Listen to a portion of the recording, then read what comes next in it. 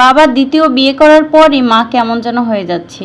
আমার মা সবসময় অনেক হাসি খুশি মানুষ ছিলেন, সাথে ছিলেন বাবার প্রতি অন্ধবিশ্বাসী। বাবা যাই বলতেন মা তাই বিশ্বাস করতেন। বাবা চাকরির কাজে ঢাকা থাকতেন আর মা আমাকে আর আমার ছোট বোনকে নিয়ে গ্রামে থাকতেন। বাবা যে মাকে ঠকাচ্ছে তা আমার মায়ের চোখে অন্ধবিশ্বাসের চশমার কারণে ধরা না পড়লেও আমি বুঝতে পেরেছিলাম। সেবার গ্রীষ্মের বন্ধে মা আমাদের নিয়ে বাবার কাছে গেল। বাবার অফিস আর কোয়ার্টার ছিল পাশাপাশি।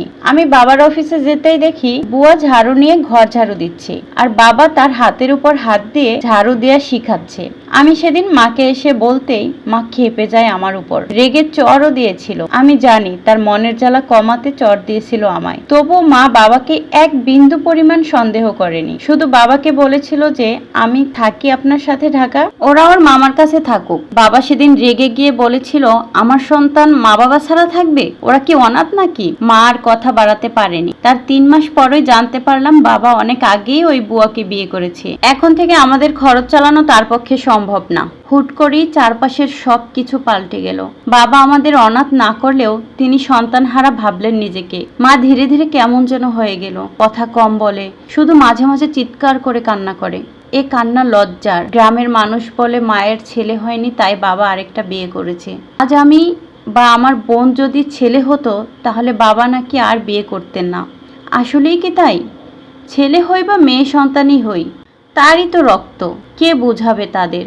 অবশ্য মাও তাই ভাবতে শুরু করেছে। মাঝে মাঝে আমার হাত তার বুকে লাগিয়ে বলে, লোকনা দেখ তো আমার গায়ে জ্বর কিনা। আমি তখন বলতাম মা জ্বরের তাপমাত্রা কি বুকে থাকে? থাকে কপালে। মা তখন আমার দিকে ফ্যালফ্যাল করে তাকিয়ে চোখ থেকে পানি ঝেড়ে দিত। আমি বুঝতাম মা বুকের আগুন নিভাতে আমার হাত চেপে ধরতো। কি করে নিভাই আমি সেই আগুন? আমি তো আর ছেলে নই মা। মামার সংসারে আমরা অতিরিক্ত 3 জন মানুষ। মামা হাঁপিয়ে উঠলেও কিছুই বলেনি কখনো। মাঝে মাঝে পাশের রুম থেকে মামির 2-1টা কথা ভেসে আসতো। শুনেও না শোনার ভান করে থাকতে হতো, কারণ এছাড়া আমাদের আর যাওয়ার জায়গা নেই। সামনেই আমার ইন্টার পরীক্ষা। ভাবছি পরীক্ষা দিয়েই একটা চাকরি নিব। মা আর বোনকে মামার বোঝা থেকে মুক্তি করব। আমিও দেখিয়ে দিতে চাই আমি মেয়ে হয়েও পারি। হঠাৎ মামি এসে বলল, লুবনা তুই তোর নতুন লাল জামাটা পরে নে। আমি হেসে বলি, কেন মামি, যাবা কোথাও? মামি, আমার আপার বাসায়। আমি তার কথা মতন প্রস্তুত হয়ে মাকে বলতে গেলাম যে মামির সাথে যাই।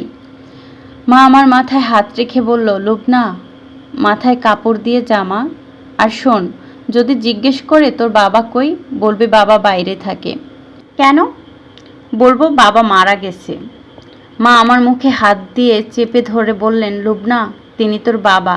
এসব কি বলো? আমি মায়ের ধৈর্যের কথা ভাবছি। এত কিছুর পরেও কি করে বাবার কথা ভাবতে পারে?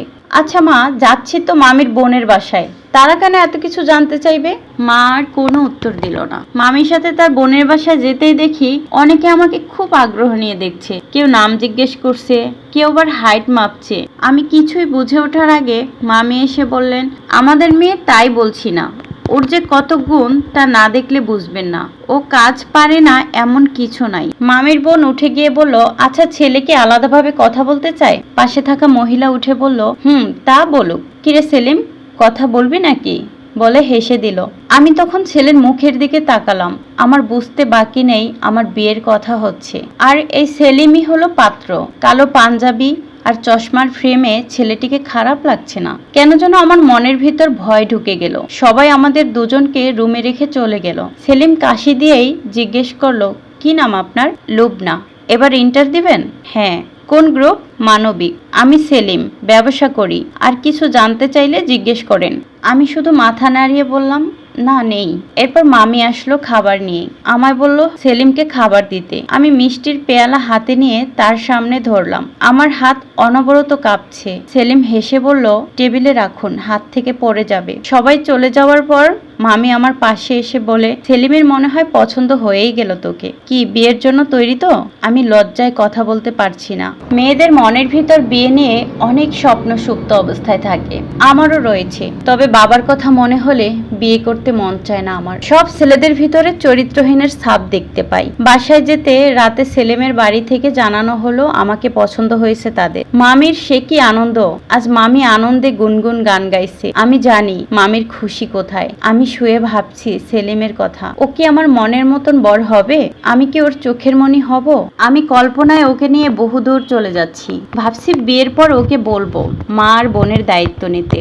কিছুক্ষণ বাদেই মা আমার রুমে আসলো, আমার মাথার কাছে বসে বলল, লুবনা, ছেলেকে কেমন দেখতে? দেখে কি হবে, আমার বাপও তো সুন্দর ছিলেন। কই, সে তো মাকাল ফলের মতন চরিত্রের অধিকারী হইল। এই ছেলের চরিত্র কেমন তা জানবো কি করে? কিনা পরে জানলাম ছেলের আরো 5টা বিয়ে আছে। মা হেসে বলে, বোকা মেয়ে, মামা খোঁজ নিয়ে দেখেছে, ছেলে অনেক ভালো, 3 বোনের 1 ভাই। মামি হঠাৎ দৌড়ে আমার রুমে আসলেন। কি হয়েছে মামি? লুবনা, নে ফোন ধর, সেলিম কথা বলবে।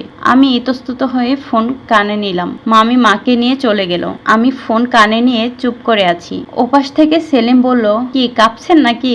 আমি হেসে দিলাম। বাসার সবার আপনাকে পছন্দ হয়েছে।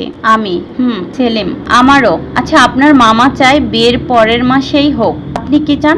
আমার আলাদা কিছু চাওয়ার নাই, আমার পরীক্ষার পর হলে ভালো হয়। আমিও তাই চাই। আচ্ছা, আপনার কি রঙের শাড়ি পছন্দ? চুপ করে ভাবছি, সত্যি কি আমার বিয়ে হতে যাচ্ছে? সবকিছু কত দ্রুত হয়ে যাচ্ছে। এভাবেই আমাদের কথা বাড়তে থাকে। বিয়ের দিনের পোশাকের রং থেকে শুরু করে সব কিছু ঠিক হয়ে গিয়েছিল। পরের মাসের 5 তারিখে বিয়ের তারিখ ঠিক হয়েছিল। আমি দিন গুনছি আর নিজেকে বউয়ের সাজে ভাবছি। এক রাতে সেলিম জানতে চাইলো আমার বাবার কথা। আমি মিথ্যে বলতে পারিনি, সব সত্য বলে দিয়েছিলাম। ভেবেছিলাম আমার জীবনসঙ্গীকে কি করে মিথ্যে বলবো। তার কয়েকদিনের মাথায় সেলিম মামাকে জানিয়ে দেয় আমাকে বিয়ে করা সম্ভব নয়। বাবা আমায় ছেড়েছে, আমি ছেলে নই তাই, আর সেলিম ছাড়লো আমার বাবা এমন তাই।